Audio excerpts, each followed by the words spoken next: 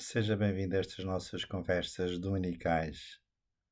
Hoje é o dia da Ascensão do Senhor, a solenidade da Ascensão do Senhor, que aconteceu 40 dias depois do Pentecostes.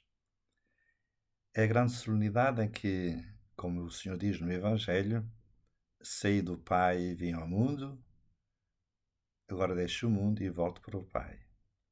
Mas quando os discípulos, muito tristes, lhe perguntavam se os deixaria, Jesus responde que não os deixa e estará com eles até ao fim dos tempos.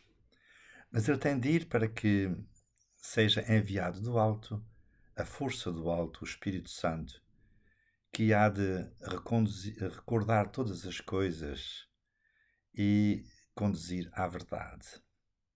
Recordar todas as coisas que o Senhor disse, que o Senhor transmitiu, e conduzir à verdade, que no fundo a verdade, segundo o Evangelho, é o próprio Cristo. Eu sou o caminho, a verdade e a vida. Vim diante de Pilatos, ele diz, vim para dar testemunho da verdade. Pilatos perguntou-lhe, mas o que é a verdade? Esta questão que ficou no ar, esta pergunta tão difícil de responder, mas que no Evangelho, e então segundo São João, é claro, a verdade é Ele mesmo, a verdade é Deus, a verdade é Ele, Jesus Cristo, o Senhor. O que é que aconteceu nestes 40 dias em que Jesus aparece aos discípulos depois da ressurreição? O que é que os Evangelhos, ou concretamente São Lucas, que é o que narra este tempo, estes 40 dias que Jesus está com eles, em que diz assim, nesta breve expressão, deu-lhes as últimas instruções. Aquelas instruções aos discípulos que serão a base do mistério da Igreja. Porque eles, os apóstolos, são a base, o alicerce sobre o qual a Igreja é construída, como ele diz no Evangelho de São Mateus. Isto é claro, sobre esta pedra edificarei a minha Igreja. Os apóstolos são os representantes do novo Israel, que estava disperso e que ele veio congregar. E então Jesus diz no Evangelho de São Mateus, a certo passo, eles serão os juízes, sentar-se-ão sobre os 12 tronos da casa de Israel. Eles são o novo alicerce da Igreja, como diz o Apocalipse. A cidade, a Nova Jerusalém, tem na sua base 12 pilares, e esses 12 pilares são os apóstolos do Senhor. Portanto, os apóstolos são o fundamento da Igreja. É sobre eles que a Igreja está construída, e por isso a Igreja é apostólica. Uma das notas da Igreja é importantíssima, a apostolicidade. A Igreja una, santa, católica e apostólica, em que esta apostolicidade significa que ela é construída sobre a base dos apóstolos, neste caso são os seus sucessores, os bispos. E, portanto, a apostolicidade não se refere apenas a uma referência à doutrina dos apóstolos, mas sim ao mesmo mistério, ao mesmo ministério. Eles são a base. Aquilo que depois os concílios de Trento e o Concílio Vaticano II chamará a atenção, primeiro, no contexto da polémica contra a reforma protestante, em que Lutero negava o sacerdócio, pôs em causa o sacerdócio.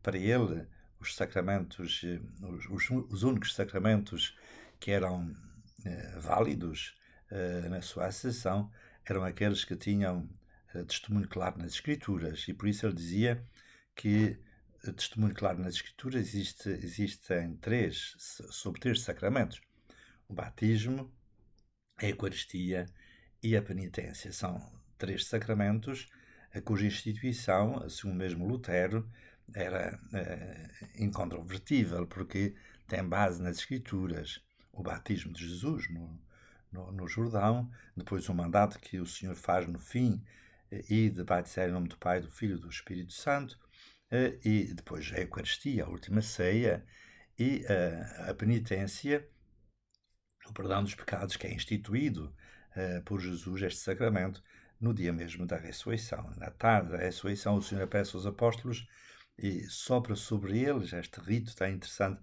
Jesus soprou sobre eles e disse: recebei o Espírito Santo.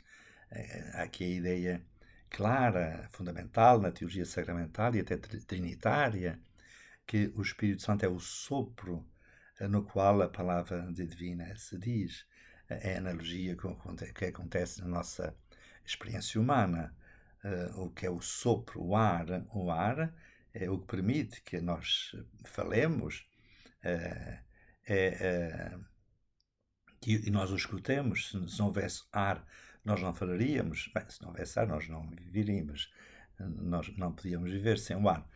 Portanto, sem o ar nós não poderíamos ouvir e a palavra não podia ser dita, porque a palavra decorre o som na vibração do ar através do aparelho fonético da nossa língua. E, portanto, é interessante na própria linguagem humana, na fonologia da fonética, o som é escutado pela vibração do ar que a palavra é pronunciada. Portanto, existe uma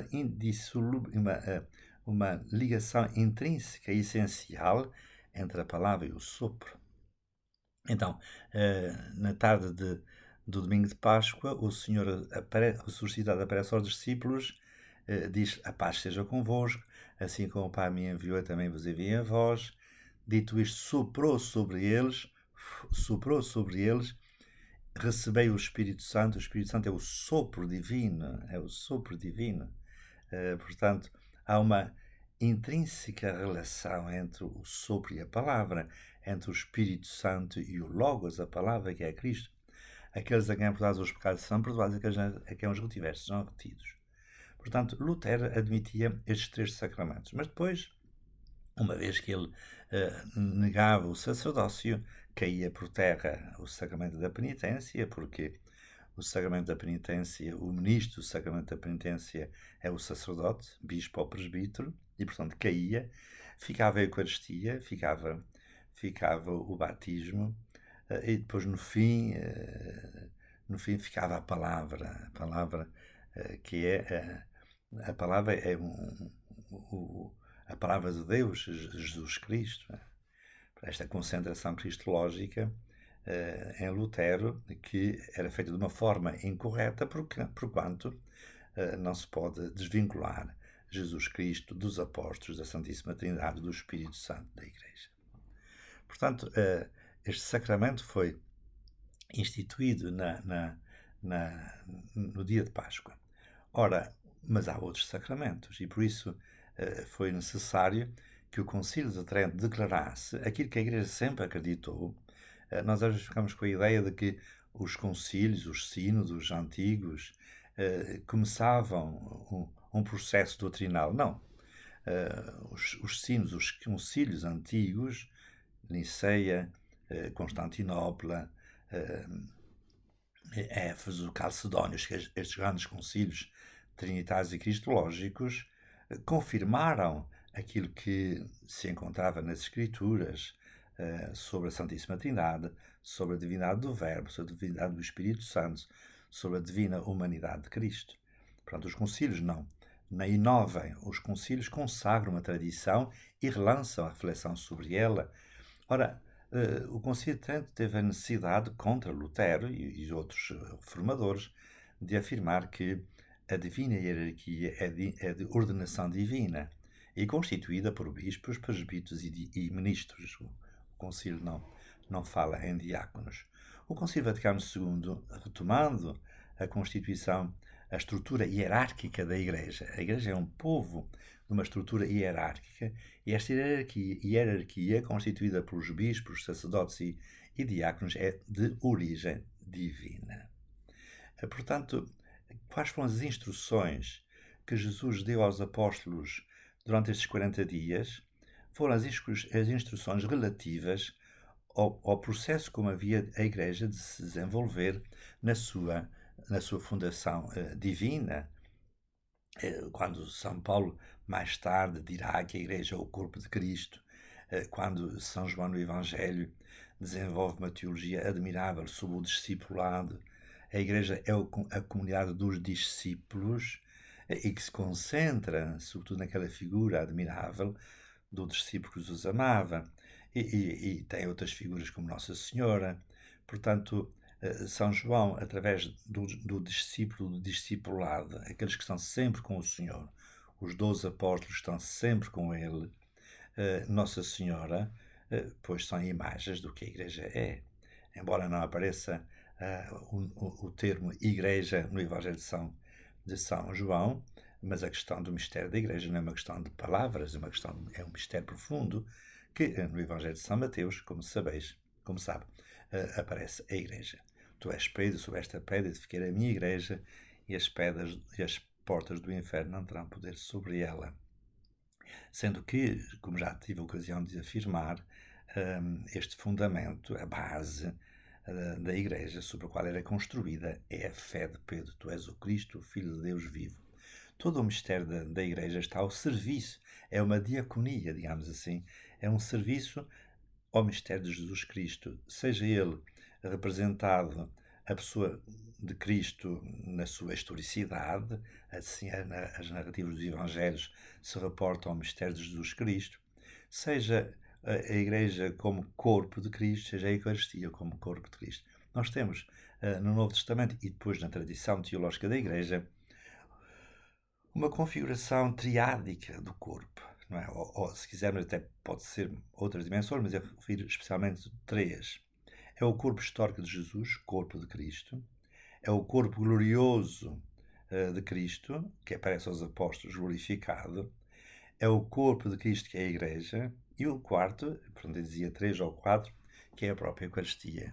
Corpus Christi Verum, conforme na teologia já patrística e, sobretudo, em São Tomás de Aquino, se diferencia. O corpo místico é a Igreja, o corpo verdadeiro é a Eucaristia. E por isso o corpo de Cristo é uno. Jesus Cristo e a Igreja formam um homem novo, não é? O Santo Agostinho e São Tomás falam no homem integer homo, homem perfeito, que é Cristo cabeça, a Igreja que é o seu corpo. E, portanto, não se pode separar. Não se pode separar a Igreja de Cristo. Não se pode separar. Porque separando a Igreja de Cristo ou Cristo da Igreja, aparece. É um mito, não é? Porque foi isso que São Paulo, de resto, descobriu às portas de Damasco. Saulo, Saulo, por que me persegues? Quem és tu, Senhor? Eu sou a Igreja que tu persegues. Saulo, Saulo, por que me persegues? Mas ele perseguiu os cristãos. E ele percebeu às portas de Damasco, que Cristo e a Igreja formam uma unidade, formam um corpo. Nós podíamos dizer que Cristo e a Igreja representam a consumação do sonho de Deus, não é? Quando Deus cria o homem à sua imagem e semelhança e os cria homem e mulher, conforme o primeiro relato do Gênesis, e depois no segundo relato cria o homem e a partir do homem cria a mulher, osso dos meus ossos, carne da minha carne. Você conhece estes relatos do Gênesis, se não, para avivar a sua memória, toma a sua Bíblia e vá ao capítulo 1 e 2 do Gênesis, que relatam a criação. Nós podíamos dizer que aí está indicado o sonho de Deus acerca do homem. Primeiro, no primeiro relato, o homem é criado à imagem e semelhança de Deus como centro do universo, mas em que a finalidade última para onde o universo tende é o próprio Deus, é o Sabbat. Portanto, nós temos nos primeiros 5 dias a criação de toda a realidade, todo o universo, o céu e a terra representando a totalidade do universo criado, finito, não é? Tal como ele é. Portanto, a narrativa bíblica é uma poesia, um poema teológico que diz o que as coisas são. O que as coisas são. Criação de Deus, todo o universo. Depois, no centro, está o homem no sexto dia, criado à imagem e semelhança de Deus. Deus criou o homem à sua imagem e semelhança, criou-os homem e mulher. De tal modo que formam uma unidade. E depois criou o sétimo dia. Portanto, o centro do universo em torno do qual gravita é o homem. Não é? É o homem. Não é? Nós podíamos dizer a centralidade antropológica de todo o universo. Tudo foi criado para o homem. É interessante que a ciência moderna confirma esse dado. Há uns anos atrás eu vi uma conferência de um cientista de um físico da Universidade Católica de Lovaina, na Universidade Católica, que ele dizia que, para mostrar esta centralidade antropológica de todo o universo, tudo está em função do homem, tudo está em função de nós mesmos, de nós próprios, enfim, teologicamente, por desejo, por vontade divina, confirma-se, por exemplo, quando ele dizia que para que nós possamos estar aqui, nesse caso, na sala da Universidade Católica, a ouvir aquela conferência, ou aqui, eu aqui no meu escritório e você aí na sua casa, a ouvir-me tranquilamente, para que isto seja possível, existe todo o universo em função de nós. A gravidade, etc, etc. O Sol, as tempestades do Sol que se realizaram nestes dias e de efeitos meteorológicos extraordinários, as auroras boreais, etc. Tudo está em função da Terra e é isso que condiciona os climas. Os climas.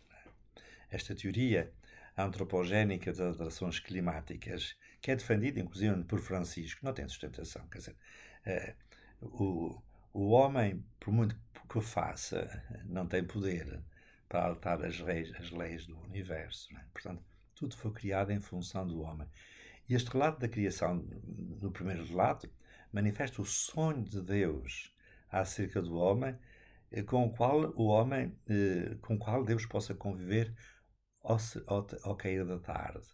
Depois o segundo relato, que Deus criou o homem à sua imagem e semelhança, modelando como se fosse uma escultura com as mãos de Deus, não é? E Santo Ireneu desenvolve esta teoria admirável da criação, as mãos de Deus na criação do homem, na modelação do corpo humano, são o Verbo e o Espírito. Portanto, nós, no nosso próprio corpo, temos a modelação pelas mãos divinas, que são o Verbo e o Espírito. E depois a mulher, que é tirada de um Deus adormece o homem e dele tira uma costela e cria a mulher de tal modo que ela é osso dos meus ossos, carne da minha carne. E por isso depois vem aquele mandato admirável da criação. Crescei e multiplicai-vos, dominai a terra.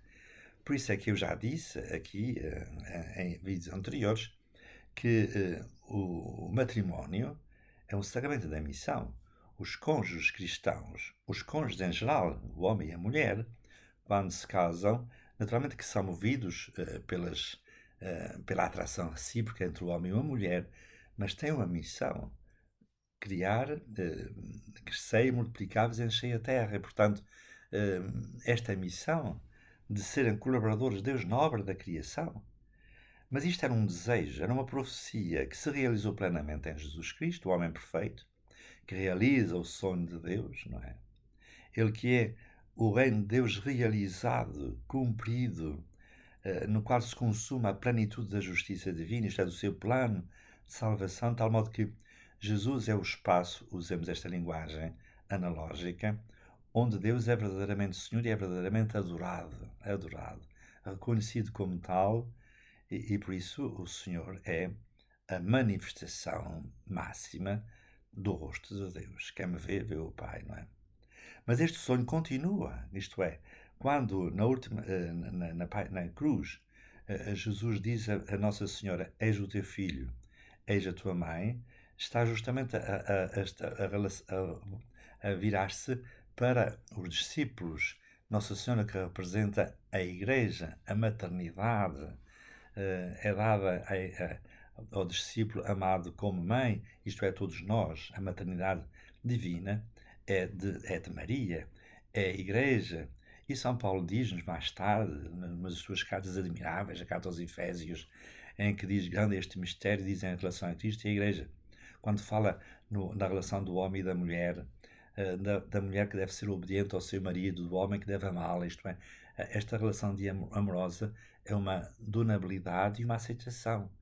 O homem dá, a esposa recebe, isto é, realizando este grande mistério que já tinha sido, como sonho de Deus, iniciado na criação do homem e da mulher no princípio, mas que o pecado original estragou, e que se realiza plenamente este sonho. Deus não desiste deste sonho, realiza-se plenamente em Cristo e na Igreja, quando São Paulo diz: grande é este mistério, diga a relação a Cristo e à Igreja. Portanto, naqueles 40 dias que intercorrem entre o Pentecostes, entre a ressurreição do Senhor e o Pentecostes, aqueles 40 dias, a ascensão, Jesus deu as últimas instruções para como a Igreja se havia de desenvolver na base do ministério apostólico. E por isso são aquelas instruções que dizem respeito essencialmente aos sacramentos. Por isso, os sacramentos são o que há de essencial na nossa própria, na Igreja, e os sacramentos são os gestos de Cristo em favor do homem, através do seu corpo, que é a Igreja. Mas sobre isso é de ir desenvolvendo progressivamente noutras conversas dominicais. Muito obrigado pela sua atenção. Até à próxima conversa dominical, se Deus quiser.